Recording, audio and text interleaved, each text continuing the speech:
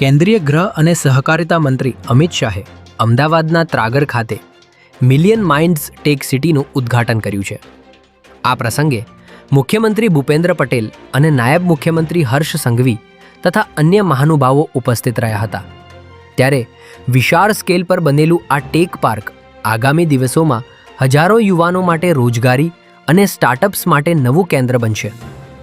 કાર્યક્રમ દરમિયાન સંબોધન કરતા ગૃહમંત્રી અમિત શાહે જણાવ્યું હતું કે આ સમગ્ર ટેક પાર્ક 13 લાખ સ્ક્વેર ફૂટના વિશાળ વિસ્તારમાં પથરાયેલું છે અને આ પ્રોજેક્ટના કારણે ગુજરાત સર્વિસ સેક્ટરમાં દેશના ટોપ 3 રાજ્યોમાં સ્થાન મેળવશે. અમદાવાદમાં આજે દેશની સર્વોચ્ચ એન્જિનિયરિંગ સંસ્થાઓમાં પ્રવેશ મેળવવા માટેની JEE એડવાન્સ પરીક્ષા યોજાઈ હતી. ધોરણ 12 પછી એન્જિનિયરિંગ ક્ષેત્રે કારકિર્દી બનાવવા ઈચ્છતા વિદ્યાર્થીઓ માટે આ પરીક્ષાનું વિશેષ મહત્ત્વ છે.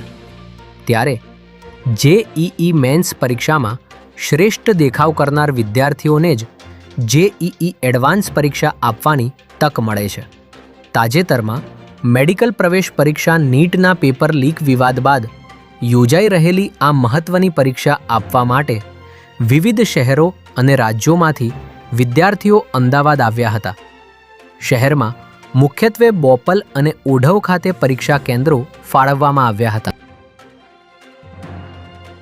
રાજકોટ એરપોર્ટ પરથી 10 કરોડ રૂપિયાની ચાંદી ઝડપાયા બાદ હવે સ્ટેટ GST વિભાગે વધુ એક મોટી કાર્યવાહી કરી છે.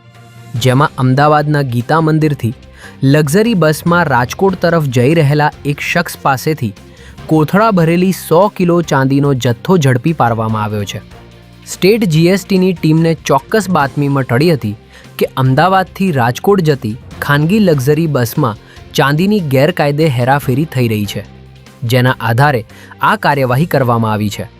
ત્યારે પકડાયેલા ચાંદીના કુલ જથ્થામાંથી 80% જથ્થાનું કોઈ પાકું બિલ, હિસાબ કે કાયદેસરના દસ્તાવેજો મળ્યા ન હોવાનું જાણવા મળી રહ્યું છે.